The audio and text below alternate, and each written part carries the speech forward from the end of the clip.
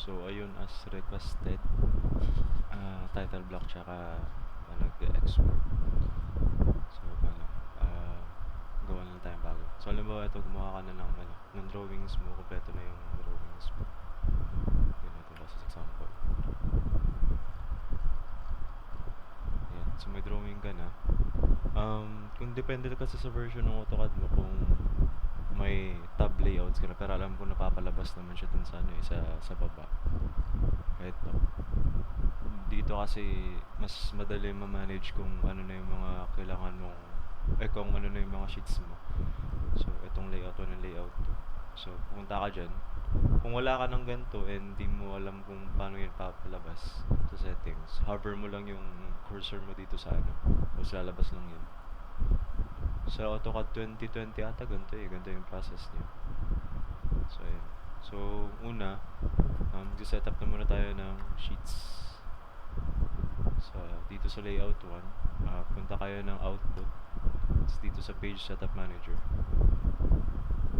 modify yung layout 1. Sa kanyo na lang i-rename yun dito sa baba pag okay na. So dito kayo sa DWG to PDF PC3, tapos yung size na gusto nyo, yung drawing ko kasya siya sa A1 na hindi. Ang piliin nyo lagi na size ng paper dito, tsaka yung yung category niya, yung ISO full bleed, kasi yung iba kasi may mga borders kagaya dito sa yung default may border siya. So kung anong drawing nakalabas dyan, siya pwede siya may include. Page setup manager, modify, then ulit DWG to PDF, tapos piliin nyo yung ISO full bleed na size na gusto nyo. Pipiliin ko yung eto, naka landscape. Tapos sa scale nyo 1:1, yan, sure nyo na lang na 1:1 yan. Pag hindi, di retype nyo na lang na 1:1. Tapos monochrome dito sa sa flat style. May edit pa tayo dyan mamaya, depende na lang sa preference nyo, pero papakita ko lang kung paano. Tapos sa quality kayo na bahala kung presentation, normal, or maximum, kung kaya ng nyo, ng device nyo, bahala kayo dyan. Tapos etong what to plot sa layout, hindi yan gagamitin natin. Gagamitin natin yung window, pero dapat ma-set up na muna natin yung title block, kasi yung extents ng border dun siya magbabase sa window. So okay, ayan, so malaki yan.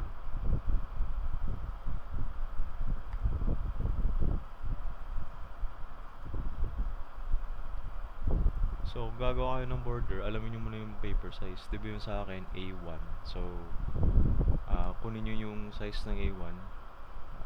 Kung di nyo alam, di Google nyo.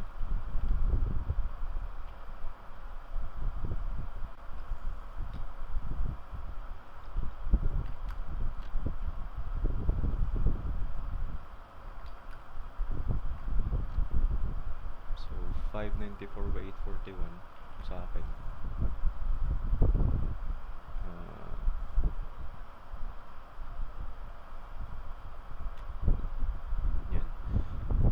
Make sure na naka-rectangle kayo, kasi mas madali siyang gawa ng border. Tapos offset kayo ng kayo bahala, pero yung ginagamit ko kasi iba yung dito, iba yung scaling kasi dito. Kung dito kayo sa model, kung ang 1 meter dito ang 1 meter dito 1,000, dito 10 sa layout. Kaya kung halimbawa gumawa kayo ng title block dito sa loob, pag tig-paste nyo yan dito sa sa paper scale dito, mas malaki yan. So halimbawa gumawa ako ng A1 size dito, yun so 594, hindi, 841,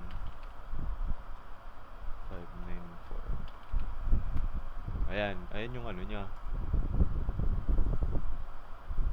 Sa halimbawa ganyan, gumawa kayo ng title block dito, pag paste dito, malaki yan. Yan rescale kayo. Kaya kung gagawa kayo ng title block, dito kayo sa paper scale, huwag kayo dun sa drawing dito sa sa model. So dito kayo lagi sa ano, sa layout, sa paper space. Paper space yung tawag. Ito. So ayan. So offset kayo ng 10 or kayo bala kayo lang yung gusto nyo. Tapos ako, nilalagyan ko pa dito sa gilid ng ano, 10 pa ulit. Ayan. Tapos usog nyo muna to. Hindi. Wala naman palang problema dyan kasi gagamitin tayo yung ano, yung window, hindi yung layout. Pag layout kasi nakaset up na yung paper dyan. So, yung draw yung ilalagay mo dito. Pero kung window, yung paper ang mauusog, ilalagay mo siya sa drawing. So, pakita ko na lang yung mamaya. So, next is yung title block natin. Ang gagawin ko na title block yung same sa akin dito. Eto, yung may ano, may logos tsaka naka-hatch. Pero papakita ko din kung paano yung kung gusto nyo wala lang ng hatch. Anyways, dito. So,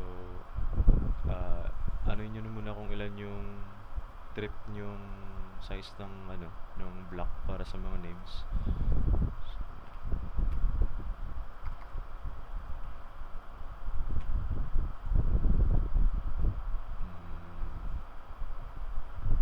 Sabihin natin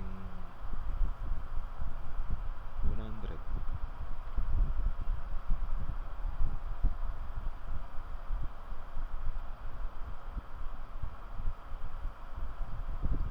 Ayan. Kayong bahala kung gusto nyo na, kung gusto nyo dito sa baba o dito sa gilid. Yung sa drawing ko kasi, nakapaganto siya. So kung gagawa ko ng title block dito sa baba, baka dito siya kasya. So dito ako sa right side gumawa. So ayan. Tapos gagawin nyo siyang ano, block.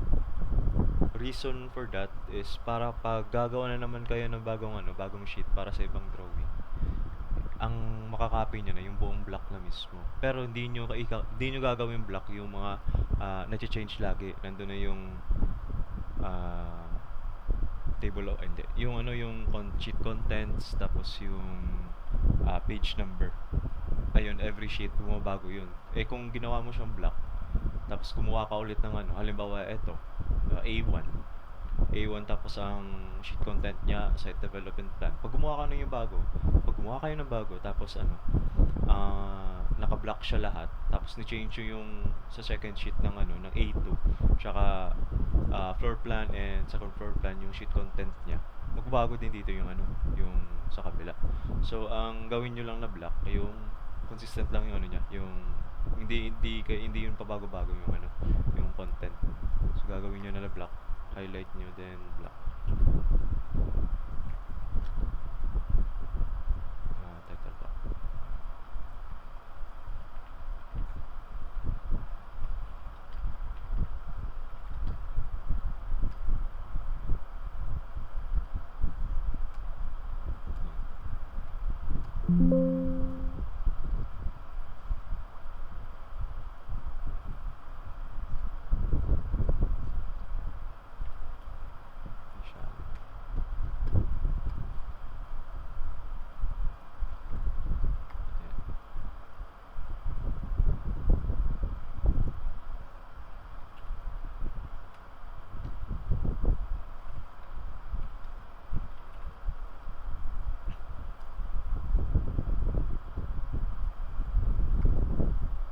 Tapos, gagawin na kayo ng mga separate spaces para dun sa logo, sa name, project title, subject, yung prof, tsaka yung sa sheet content, and yung page number.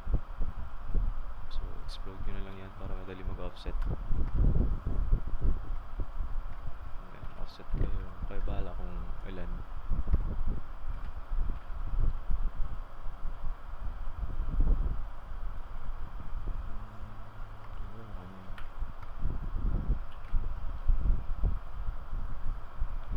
Logo, name, tapos yung project title, then gawa tayo ng para sa subject, instructor, tapos dito na yung ano, yung sheet number and yung type ng plan niya, kung architectural maglalagay na kayo ng logo nyo dito. Tapos maglalagay kayo ng text. Maglalagay kayo ng text sa annotate. Gagawa din kayo ng ibang ng ibang layer para dito sa title block, and then yung ibang size ng text kasi pag ginamit niya yung same dun sa model, ayun, malaki na naman siya. So, halimbawa, eto, gamitin ko yung ito.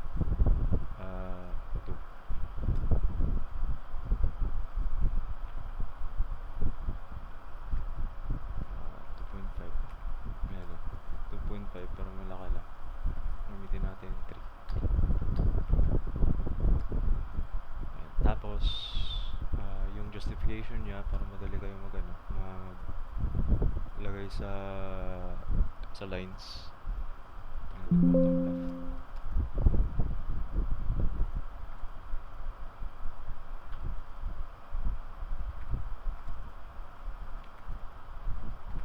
Gawin na lang natin itong 5.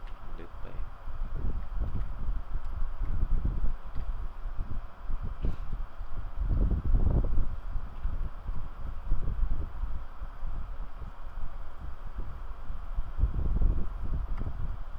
So dito kung anong logo nyo, kung anong title ng logo nyo, kung may name pa yung logo nyo, kayo bahala.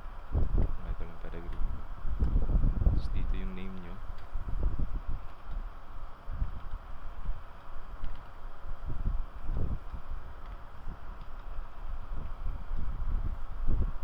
Just yun lang kung ayaw yung pag ganyan.